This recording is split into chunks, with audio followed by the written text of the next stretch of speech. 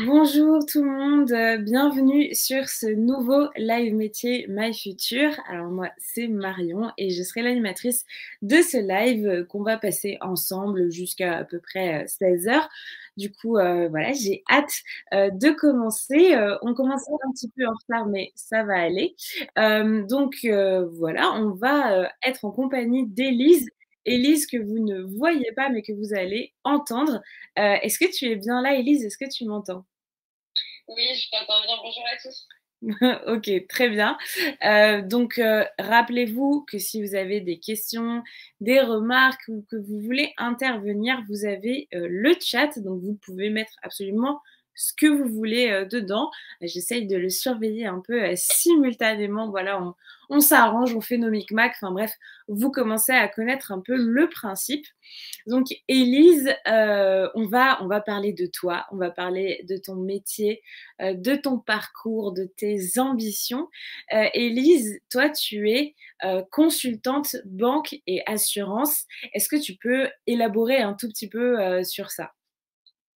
Alors, effectivement, moi, je suis consultante en banque et assurance. Qu'est-ce que ça veut dire? Ça veut dire que je travaille dans un cabinet de conseil et j'interviens sur différentes missions, donc au sein des banques ou des assurances, qu'on appelle les services financiers, sur différents sujets, soit liés à la transformation digitale d'une banque ou alors, par exemple, des missions réglementaires. Ça peut être différents types de sujets, mais toujours dans le secteur bancaire. Ok, d'accord. Est-ce que tu peux nous expliquer un peu, avant qu'on commence à regarder le détail de tes tâches, entre guillemets, au quotidien, est-ce que tu peux nous expliquer un peu le fonctionnement du cabinet de conseil? Alors, comment ça fonctionne? Moi, il faut savoir que je suis du coup dans le banque et assurance, mais plutôt focus sur la transformation digitale, c'est-à-dire mener des projets qui ont pour objectif de changer quelque chose dans la manière dont vous utilisez aujourd'hui la banque, l'assurance ou même au niveau des entreprises. Ok. Euh, Concrètement, au niveau de mes tâches au quotidien, ça dépend un petit peu des missions, mais on va dire que globalement, ma première tâche, ça va être de mener des projets de transformation digitale. Ok. Par exemple, aujourd'hui, vous avez dû vous rendre compte que vous êtes en capacité de faire des virements instantanés, ou alors vous allez avoir le Secure Pass ou une nouvelle application mobile bancaire. Mhm. Toutes ces évolutions derrière, en fait, il y a des projets, il y a des grosses équipes projets qui mènent ça, parce que c'est pas si facile que ça et que ça représente un gros budget. Eh bien, parfois, nous, en tant que consultants, on est à la tête de ces projets, donc chef de projet. Et notre objectif, c'est de mettre tout le monde autour de la table, ce qui rejoint un petit peu ma deuxième tâche, qui est l'animation d'ateliers et de réunions. C'est-à-dire mettre tout le monde autour de la table pour que toutes les personnes puissent communiquer entre elles, se parlent, objectif, faire avancer le projet et qu'on arrive tous ensemble à mettre en place ce pourquoi on a été recruté au départ. Alors là, tu m'as un petit peu devancé du coup parce que j'étais pas encore partie sur tes tâches, mais je voulais vraiment savoir pour les personnes qui sont pas familières avec le fonctionnement, comment ça fonctionne un cabinet de conseil. Comment ça se passe en fait? Quelle est la différence entre quand tu es en mission ou quand tu es entre guillemets juste dans le cabinet? Si tu peux nous expliquer la subtilité. Alors, en fait, un cabinet de conseil, si tu veux, moi, j'ai été recrutée comme consultante, c'est-à-dire que mon employeur, c'est le cabinet de conseil, en l'occurrence Softeam Consulting. Ok. Et ensuite, Softeam Consulting, via différents commerciaux, vont répondre à des appels d'offres Ok. et vont pouvoir placer les consultants sur différentes missions. Pour te faire simple, par exemple, si on prend une banque au hasard, je sais pas moi, le Crédit Agricole, Ok. qui a mis une offre d'emploi, comme quoi il recherchait un consultant pour faire telle ou telle mission, et bien en postant cette offre d'emploi, si tu veux, tous les cabinets de conseil qui sont intéressés vont répondre à cet appel d'offres, et Mhm. le cabinet qui est du coup sélectionné va pouvoir placer son consultant en mission pour une certaine durée. Et donc ça, c'est quand on est en mission et quand on n'est pas du coup en mission parce qu'on n'a pas encore trouvé une mission ou qu'ils Mhm. sont en train de répondre à des appels d'offres, bah, dans ce cas-là, on travaille en interne du cabinet sur des Mhm. sujets internes pour faire grandir le cabinet. D'accord. Et alors justement, une des missions que tu peux être amené à avoir toi personnellement dans ton cabinet quand tu es en intermission, hein, c'est comme ça qu'on dit normalement si je me trompe Ouais, pas, c'est ça. euh, c'est la communication du cabinet. Donc toi par exemple, tu travailles vraiment sur cet aspect de communication, mais j'imagine aussi interne quoi. C'est plus ça. c'est que, par exemple, au sein du cabinet, forcément, on a énormément d'expertise dans plein de sujets. Et en fait, pour aider les commerciaux à pouvoir bien se placer et puis pouvoir communiquer auprès de nos clients aussi, eh bien, par exemple, on va créer des plaquettes commerciales qui vont expliquer précisément quel est notre métier, notre expertise, en quoi nous sommes bons et nous sommes les meilleurs. Et Évidemment. tout ça, voilà, forcément pour un objectif que, en fait, on sache se vendre. Et ça permet de profiter finalement, à tous les consultants du cabinet. Et on en profite parce qu'on est en intercontrat et qu'on a un petit peu plus de temps. Ok. Justement, on va regarder un petit peu le détail de tes semaines type, de tes mois type, on va dire, comment ça s'organise d'une manière pratique. Donc là, c'est un peu une double question, hein. Quels horaires tu es amené à faire au quotidien? Est-ce que ça change beaucoup quand tu es en intermission, donc tu travailles juste au niveau de ton cabinet, ou quand tu es vraiment positionné en mission dans une boîte? Est-ce qu'il y a des grandes différences? Et si oui, lesquelles? Alors, forcément, on a toujours un petit peu plus de travail quand on est en mission plutôt qu'en intermission, c'est-à-dire quand on n'a pas encore de mission.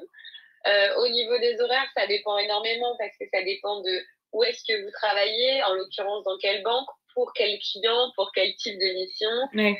Ça dépend aussi du cabinet, il y a énormément de facteurs. Mais globalement, je préfère quand même rassurer, on arrive à avoir une vie personnelle à côté de celle du travail. Ok. Donc, au niveau des vacances et tout, c'est pareil? Ou est-ce que tu les prends un peu quand tu peux ou, enfin... Alors, au niveau des vacances, du moins, moi, dans mon cabinet, j'ai pas forcément de grosses restrictions. Je peux prendre mes vacances quand je veux. Forcément, comme dans beaucoup de métiers, on vous impose pas du tout, mais on vous conseille de prendre vos congés plutôt, par exemple, au mois d'août, parce que c'est là où il y a moins de personnes présentes sur site. Donc, finalement, c'est plus la bonne période pour les prendre. Mais je n'ai aucune obligation, donc c'est un vrai confort. Ok, trop bien. Et comment tu définirais le relationnel dans ton cabinet en quelques mots? Est-ce que c'est, je sais pas, est-ce que c'est très rigoureux? Est-ce que c'est complice? Comment est-ce que tu définirais ça? Alors, moi, je dirais qu'on est plus. Il y a très peu de hiérarchie finalement parce que tous nos directeurs, en l'occurrence, sont très accessibles. Tu peux aller parler à n'importe quel directeur pour n'importe quelle problématique, que ce soit une problématique au travail ou alors une problématique dans ta mission. Je trouve que c'est très accessible. Tout le monde est à l'écoute et c'est ce qui est vraiment très agréable parce que ça crée une grosse cohésion d'équipe et il y a très peu de non-dits finalement parce que on communique énormément et de toute façon on reste très souvent en contact parce qu'il y a beaucoup d'événements qui sont créés au sein du cabinet, que ce soit des after-work ou alors des rencontres entre consultants. Donc finalement, même si on est en mission et qu'on n'est pas directement avec nos collègues de cabinet, on est quand même souvent amené à se rencontrer. Ok, bon en tout cas, réponse très élaborée et très claire. Donc du coup, on a la réponse à la question est-ce que tu travailles plus en solo ou plus avec une team? À la fois, c'est un peu difficile d'y répondre, j'imagine, parce que il y a la team du cabinet, mais peut-être que quand tu es en mission, du coup, tu te retrouves un peu la seule, enfin un peu seule, non? Alors, en fait, pas du tout. Ah, C'est ok. très rare qu'un consultant travaille tout seul. Parce que si tu veux, même si je travaille pas avec mes collègues de cabinet, mais que je suis envoyée seule en mission, finalement, mes collègues de la banque, ça devient mes collègues au quotidien de travail. Oui, c'est sûr, oui. Finalement, j'ai toujours des collègues, peu importe d'où ils viennent, j'ai toujours des collègues dont je travaille toujours en ligne. Mais ce que je veux dire, du coup, c'est que, et c'est peut-être moins fixe, ça fait pas bizarre de te réhabituer à des nouvelles équipes à chaque fois, ou peut-être au contraire que c'est quelque chose que tu aimes bien? Alors, il y a l'avantage et le désavantage, c'est-à-dire que tu peux tomber sur des collègues qui sont extraordinaires, donc forcément, quand tu changes de mission, tu es un petit peu déçu de les perdre. À l'inverse, tu pourrais dire, quand j'ai des collègues, je les aime bien, mais j'aimerais bien changer. Et ça, c'est la façon idéale de changer de collègue rapidement. Ouais, bon, c'est clair. C'est quoi à peu près la durée moyenne des missions que tu as faites pour l'instant? Alors moi, pour l'instant, j'ai fait des missions qui ont duré environ 1 an. Ok. Dans le milieu du conseil, souvent, c'est entre 1 an et 3 ans, mais pas plus que 3 ans, parce qu'après, il faut pouvoir changer aussi. Ok, d'accord. Il se passe quoi au bout de 3 ans? Enfin, on vous met dehors, on vous dit quoi? Non, pas du tout. Si tu veux, c'est pas le client qui nous met dehors, c'est notre cabinet à nous. Ouais. Souvent, qui va nous dire, eh ben, écoute, j'ai une nouvelle opportunité pour toi, puisque tu as pris l'expérience grâce à cette mission. Okay. Je te propose d'aller sur un autre sujet, dans quelque chose qui parfois soit complètement différent, soit qui reste un petit peu dans le même genre. Et puis, on dit au revoir à nos collègues, à nos clients, et puis on change. Ok. Et est-ce que tu es amené à parler des langues autres que le français, du coup, dans le cadre de ton travail? Alors, ça dépend sur quelle mission on est. S'il peut y avoir des missions à l'international, Ok. ça, je préfère rassurer. C'est uniquement si vous le voulez, si vous le souhaitez, on vous obligera jamais à partir à l'international. D'accord. Et sinon, oui, on peut être amené, par exemple, à parler anglais. Mmh. Là, aujourd'hui, moi, par exemple, je suis dans une mission où on travaille avec des interlocuteurs qui sont aux États-Unis, au Japon, un petit peu partout. Et donc, ça nous arrive de temps en temps, on a des réunions qui sont en anglais, où les supports sont en anglais. Mais ça, c'est pareil, c'est pas automatique. Il faut pas que ce soit un frein pour le métier de consultant. Bon, peut-être que ça peut être une motivation, hein, si on a des passionnés de langues étrangères ou de pays à l'étranger. C'est possible de faire des missions, par exemple, dans le cabinet où tu es? Est-ce qu'il y a des personnes qui font des missions à l'étranger? Oui, je sais qu'il y en a. Alors là, tout de suite, je sais pas trop parce que depuis le Covid, ça a un petit peu changé avec le télétravail et tout se fait à distance. Mais pendant très longtemps, oui, il y avait des grosses missions qui étaient à l'étranger. Je pense que c'est toujours le cas et la plupart des cabinets, de toute façon, le proposent. Bah, c'est trop cool. Je suis désolée, à l'image, vous me voyez me débattre. En fait, j'ai mon chat qui essaye de venir se mettre sur mon ordinateur. Donc, ça fait bouger ma caméra. Voilà. Vous savez tout. Je suis d'une transparence absolue. Voilà. Donc, j'essayais de le pousser un petit peu. Mais en même temps, j'écoutais ta réponse, Élise. Enfin, bref, je suis multitâche. Vous me connaissez maintenant. Donc, du coup, toi, ton environnement de travail, c'est essentiellement du bureau quand même, j'imagine. Oui, essentiellement, nous, on est principalement au bureau, on travaille avec notre ordinateur portable. Avec le télétravail aujourd'hui, on a quand même la possibilité de travailler un petit peu d'où on veut, je veux dire de chez nous ou au bureau. Mais oui, je ne vais pas courir dans les champs la journée, je suis principalement assise derrière un ordinateur. Mince, c'est dommage. Bon, mais en tout cas, c'est sympa. On sait que voilà, on a notre petit bureau ou alors on est chez nous, voilà, tranquillement à télétravailler. Donc ça, c'est plutôt chouette. Est-ce que tu peux nous dire un petit peu les plus et les moins, en tout cas selon toi, de faire un tel travail? Les plus, si on commence, Ouais. je dirais que déjà, en fait, c'est comme si dans une carrière, tu as eu des dizaines de métiers. Ouais. Parce que finalement, tu changes de client. Ce que j'appelle de client, en l'occurrence, moi, c'est les banques, les assurances. C'est comme si je travaillais pour plein d'entreprises différentes, pour plein de missions différentes, avec plein de collègues. Donc finalement, je me fais du réseau un petit peu partout. Ça me permet de voir énormément de choses et j'ai pas le temps de me lasser parce que finalement, j'arrive sur un projet, je le mène à bien. Quand il est terminé, que du coup ça s'essouffle un peu, et ben je change de projet dans un autre environnement ailleurs. Donc finalement, j'arrête jamais d'apprendre, j'arrête jamais d'être en contact avec des gens. Donc ça, c'est vraiment l'avantage. Ce qui peut être aussi du coup un point faible pour les gens qui n'ont pas forcément envie de s'adapter à chaque fois à de nouvelles personnes et que ça peut faire un peu peur. Sinon, en point positif, donc il y a quand même ça. Il y a le fait que c'est assez flexible parce que finalement, souvent on dit cabinet de conseil, oui, mais concrètement, c'est quoi comme par exemple, je sais pas, quelqu'un qui va travailler dans la com, on va se dire, ok, bon, il travaille sur de la com. Cabinet de conseil, tu peux travailler sur énormément de sujets. Okay. Et donc, en fait, ça permet de faire plein de missions, de voir ce qui te plaît, ce qui te plaît pas, pour au final, dans ta carrière, dire, bah voilà, moi, j'aime pas spécialement le réglementaire, je préfère largement, je sais pas moi, la transformation digitale, le fait de mener des projets, d'être au contact des gens. Et ben, dans ce cas-là, une fois que tu as décrit un petit peu ce que tu voulais faire, ce que tu voulais pas faire, ça te permet de diriger un petit peu ta carrière comme tu veux et de choisir les missions sur lesquelles tu veux te positionner. Donc, c'est super intéressant parce qu'en fait, tu peux faire des grands virages dans ta carrière. Trop bien. Faire plein de choses hyper chouettes sans jamais t'enfermer dans quelque chose qui te plairait pas à la sortie de tes études. Alors, parfois, tu sais pas spécialement ce que tu veux faire. Ouais, c'est clair. Bon, c'est pas, du coup, c'est plus pour les personnalités qui aiment bien avoir du renouvellement, avoir un peu de changement, voir plein de choses différentes. Peut-être moins pour les personnes plus routinières qui aiment bien avoir leur cadre qui change Voilà, pas. moi je confirme. Je confirme, faut aimer aussi ne pas avoir peur d'aller parler à des gens, parce que Ouais. forcément, on change beaucoup. Mais oui, voilà, je suis d'accord avec toi. OK, et au niveau de ce que toi tu considérerais comme des moins? Comme des moins, bah, finalement, il y a aussi le fait que, quand j'en disais, c'est un point fort, mais c'est aussi un point faible, c'est qu'on n'a pas finalement beaucoup d'ancrage. Ouais. Parce qu'on a beau très bien connaître une entreprise, parce qu'on va y travailler, je sais pas moi, depuis un an et demi, on n'est tout de même pas des salariés internes, on reste des externes. Mmh. Donc forcément, on peut, soit on s'attache à des collègues, soit on s'attache à un environnement, ou tout simplement à une entreprise qui finalement, du jour au lendemain, on lui dit au revoir et on passe Ouais. à autre chose. Ça, c'est un petit peu quand même le point faible, même si parfois ça fait plaisir, mais d'autres fois, on s'est un petit peu attaché à l'environnement dans lequel on travaillait. Ouais, Ça peut j'imagine. être un point faible. Euh, et écoute, aujourd'hui, à date dans ma carrière, je vois pas spécialement d'autres points faibles, parce que vraiment, j'aime beaucoup ce que je fais. Bon, bah, c'est génial, trop bien. J'adore avoir une réponse comme ça.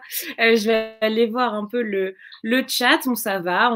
Pour l'instant, on a abordé toutes les questions qui étaient posées, donc c'est cool. Mais n'hésitez pas, hein, vraiment, si vous voulez partager vos ressentis, si vous avez des questions, il n'y a pas de questions bêtes, donc allez-y. Et puis voilà, hein, même si vous avez des remarques subsidiaires à faire, bah, n'hésitez pas. Nous, on va continuer, Élise, et on va regarder bah, justement ton parcours. Comment tu as fait pour en arriver là? Donc, tu as commencé par un bac ES. Bon, les filières, les trois fameuses filières n'existent plus, mais je pense que tout le monde sait quand même ce que c'est qu'un bac ES, hein, un bac économique et social. Et on va passer à la suite. Donc, tu as fait un DUT technique de commercialisation à Caen. Euh, c'est quoi concrètement les matières qu'on étudie dans un DUT comme ça? Alors, un DUT technique de commercialisation, c'est en fait un diplôme qui dure Mmh. 2 ans, donc c'est un bac plus 2. L'objectif, c'est d'être le plus concret possible, donc c'est vraiment top. Par exemple, on a étudié la communication, la négociation, le droit, la compta. On avait des gros projets de groupe.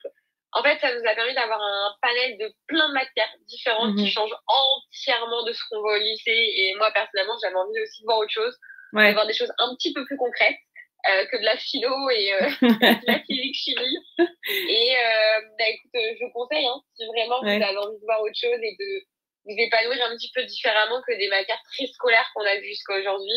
Moi, je trouve que le DUT, c'est quand même une bonne alternative. Ouais, c'est clair. Puis en plus, c'est 2 ans, donc bon, c'est quand même un engagement moins durable que si Ouais, on se lance direct dans le prépa, licence, master et tout. Donc ça, c'est cool.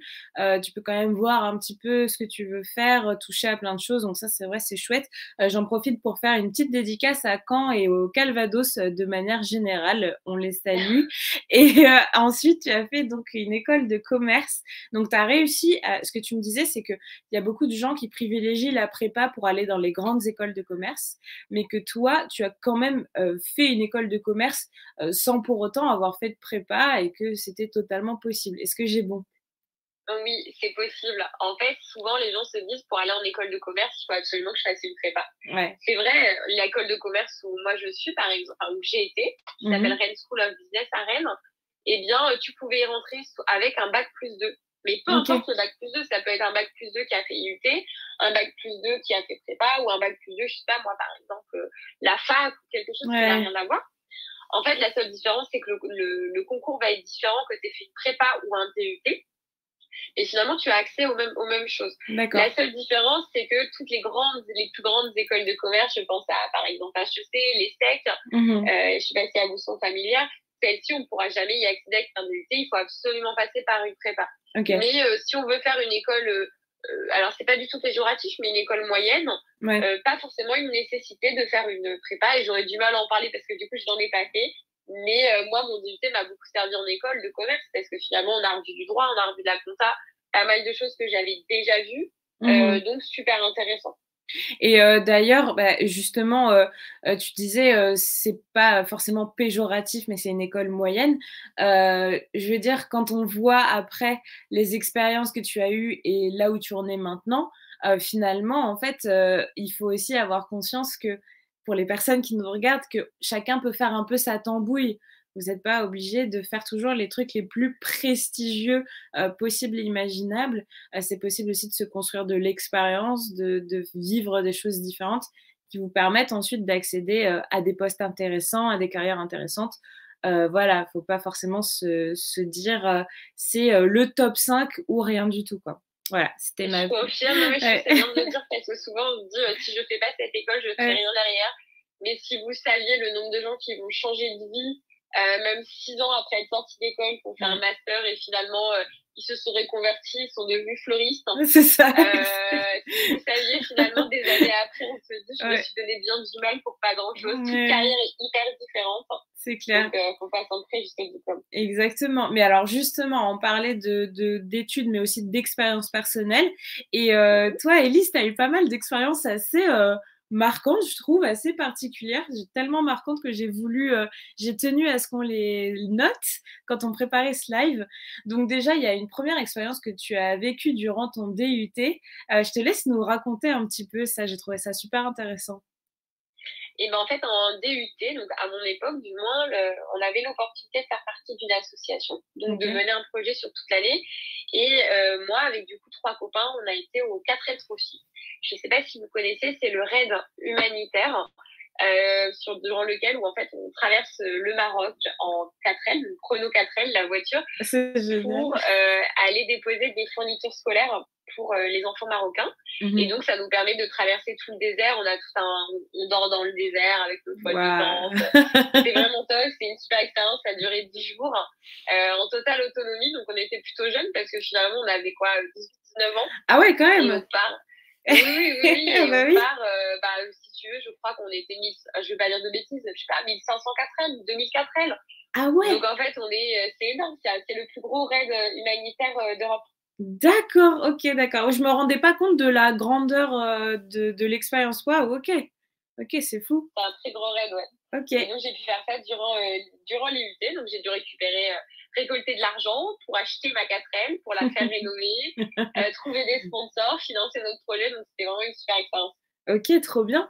Bon, donc ça, c'est la première expérience que j'ai notée. Enfin, on les a notées dans l'ordre chronologique, en fait, tout simplement. Ouais. Et alors ensuite, du coup, durant tes années d'école, tu as eu l'opportunité de partir 6 mois en Inde. Je trouve ça génial.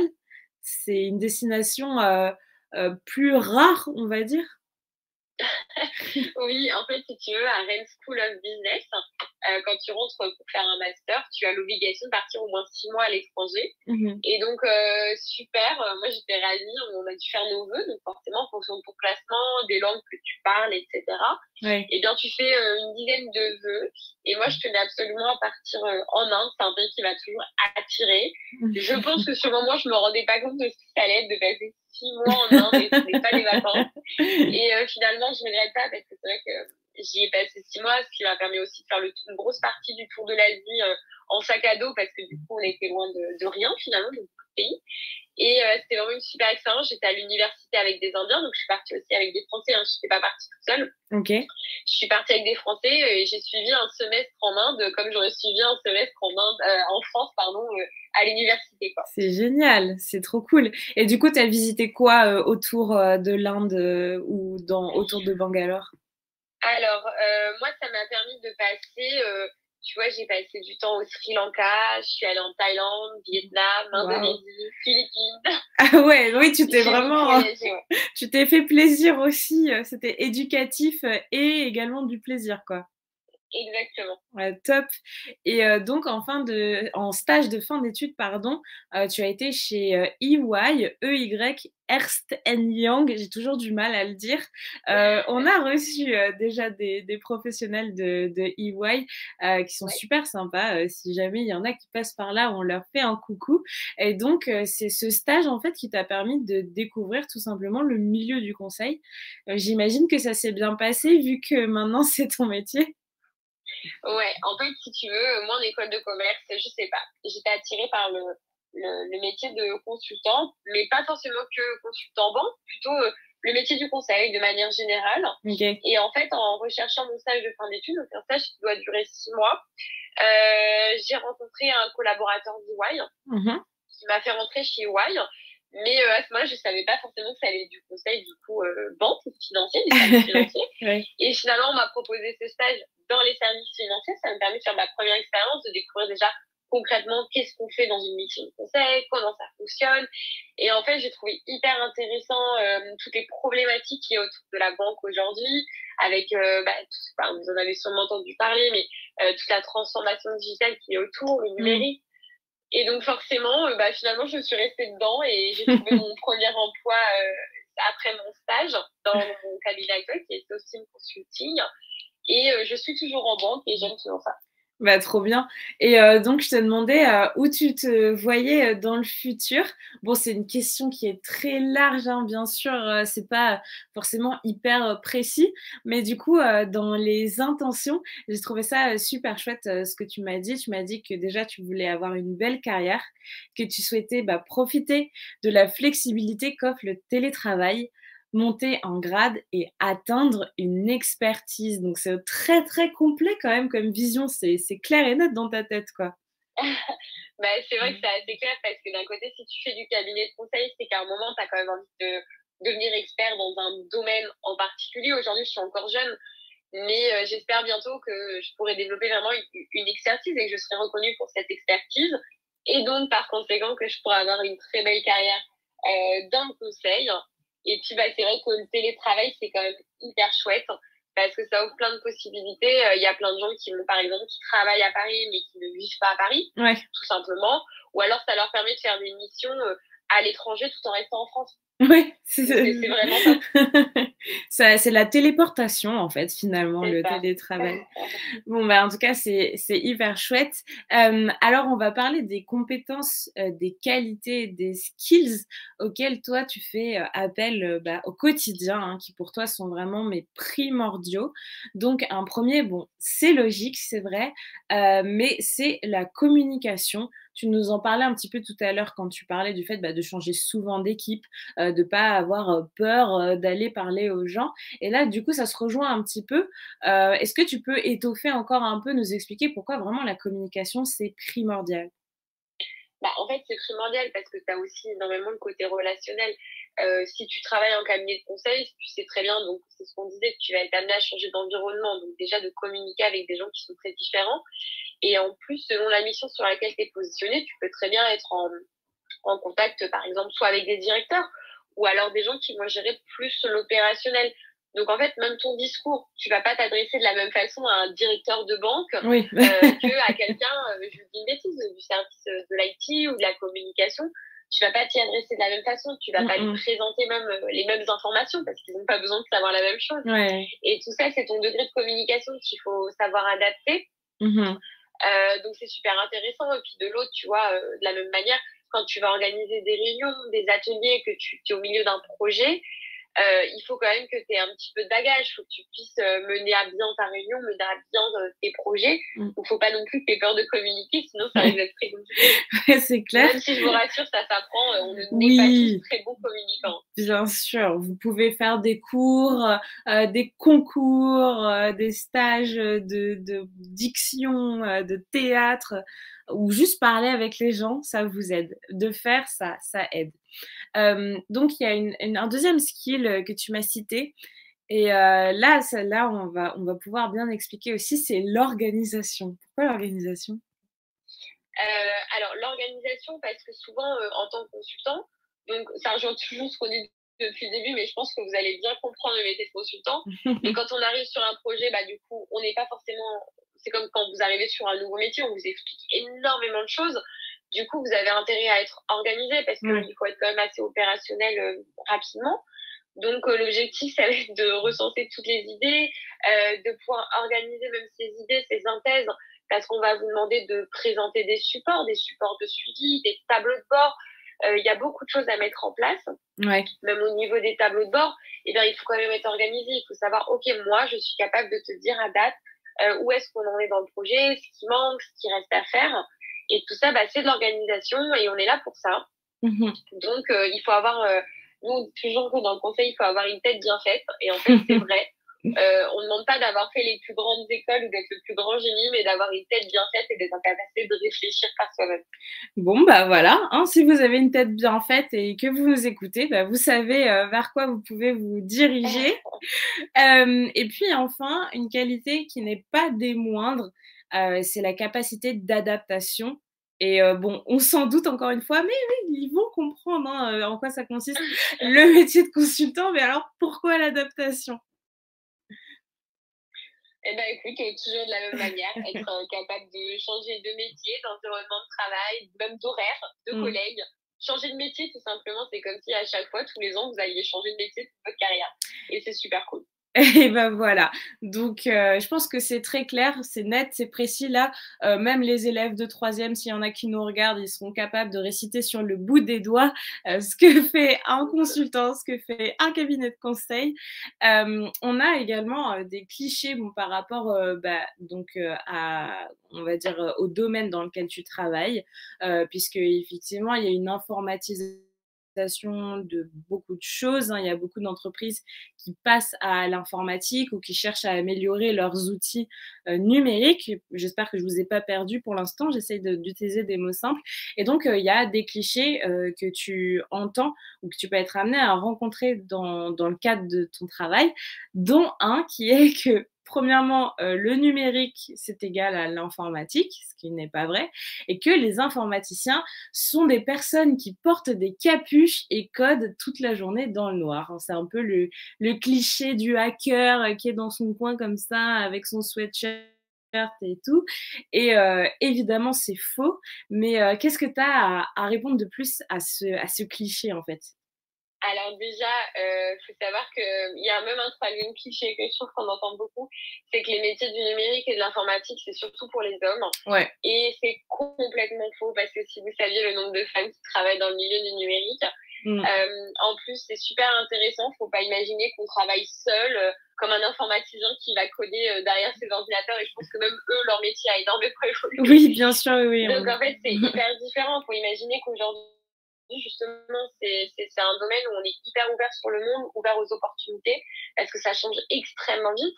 Même dans le milieu du numérique, je suis sûre que demain, certains d'entre vous feront un métier qui n'existe même pas encore aujourd'hui. C'est clair. Pour vous dire à quel point ça va vite. Et je trouve ça dommage qu'on cantonne ça à cette image de très... en fait, ça fait très froid, comme si c'était très dur, c'était très technique, c'était très flou. Alors qu'en fait, c'est comme dans n'importe quel domaine, on apprend, il y a plein de choses à faire. Il y a plein de nouveaux challenges. Et si je peux inciter les gens à se lancer dans le numérique, en plus, c'est une voie où il y aura toujours du travail. C'est vraiment top. Et ben voilà, on ne l'a pas influencée. Hein. Élise vous dit ce qu'elle veut, on ne l'a pas forcée. Mais oui, c'est sûr que voilà, c'est des métiers d'avenir, on le sait. Bon, on adore Hollywood, hein, c'est pas le problème, mais c'est vrai qu'ils ont peut-être aussi participé à propager ce cliché du hacker, de l'informaticien tout seul dans son coin. Et voilà, c'est plus du tout le cas. Mais vous savez aussi, on reçoit des professionnels de l'informatique, on reçoit des programmateurs, on reçoit des codeurs, on reçoit plein de professionnels qui sont dans ces métiers-là et qui vous disent en fait la même chose. Je sais plus du tout, ce cliché-là, il n'est pas du tout vrai, il n'est pas du tout d'actualité. Et également, effectivement, ce ne sont pas des métiers qui sont réservés aux hommes. Et c'est très important, et tu as bien fait, Élise, de le repréciser, parce qu'on a aussi des jeunes femmes qui nous regardent et qui ont des aspirations pour être dans ce milieu et qui peuvent potentiellement avoir peur que ça leur soit pas favorable ou que ce soit pas possible. Et bah si, vous pouvez y aller. C'est pas, ça ne change rien tant que vous faites bien votre métier et que ça vous passionne. Bah, il n'y a pas de raison que vous ne puissiez pas. Et sur ces mots, je vais faire la transition parce que malheureusement, le temps passe vite quand on s'amuse et quand on s'informe. Mais on est déjà sur la fin de notre live. Donc, Élise, si tu as un message que tu souhaiterais passer ou nous raconter une anecdote ou donner des conseils pour les élèves qui nous regardent actuellement ou qui vont nous regarder en replay, bien vas-y, je te laisse carte blanche. Un conseil que je vous donnerais, que je me serais sûrement donné si moi aussi j'étais en troisième aujourd'hui et que je devais me donner un conseil, je dirais ne soyez pas non plus trop focus sur sur vos choix, sur tout ce que vous voulez faire, sur le métier, comment y arriver, etc. Parce que si vous saviez le nombre de choses qui va se passer, les opportunités qui vont se créer, et finalement, même le chemin que vous allez créer dans vos têtes, ça se trouve, il va évoluer, et parfois, c'est pas plus mal. Ouais. Donc, faites vraiment quelque chose que vous avez envie, parce que même au niveau des métiers que vous allez faire, même si vous allez pouvoir changer de métier dans votre vie, c'est quand même quelque chose qui va occuper plus de 40 heures par semaine. C'est énorme. Donc, faites quelque chose qui vous plaît, qui vous motive le matin. Et donc, ça passe aussi par vos études. Profitez de vos études, franchement, ne regrettez rien, parce que ça passe extrêmement vite. Et quand on travaille maintenant, on se dit, ah, qu'est-ce qu'on est bien quand on était étudiant. Donc, franchement, moi, le meilleur conseil que je puisse donner, c'est vraiment faites quelque chose qui vous plaît. Bah, écoute, très très bon conseil. Je pense qu'on peut finir sur ces mots très sages et j'espère que vous allez vraiment retenir ce qu'Élise vient de vous dire.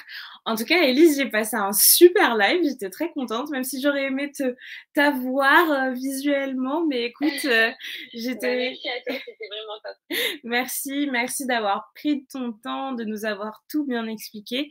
J'espère pour vous qui nous regardez, que ce soit en live ou en replay, que ça vous a plu, que vous avez appris des choses, que ça vous a motivé, que ça vous a inspiré. En tout cas, nous, on est là pour ça. On est là pour vous sensibiliser à différents métiers, au monde du travail, aux différents parcours d'études et d'expériences possibles. Et vous savez qu'on adore ça. On adore vous présenter des gens avec des personnalités solaires, sympathiques et pédagogues. Donc ça, c'est vraiment cool. Pour ma part, voilà, je reviendrai pour de prochains lives, vous présenter encore d'autres professionnels qui viendront, tout comme Élise, vous raconter un peu leur parcours, leur quotidien, leur vie, quoi, finalement. Et puis, en tout cas, je vous dis une très, très bonne fin de journée, une très bonne continuation. À très bientôt. Et encore merci à tout le monde. Bravo à la régie d'avoir réussi à orchestrer ce live malgré quelques problèmes techniques. Merci vraiment à tout le monde. Et voilà, ça y est, j'ai fini, j'ai dit tout ce que j'avais à dire. Je vous dis au revoir et à très bientôt. Merci.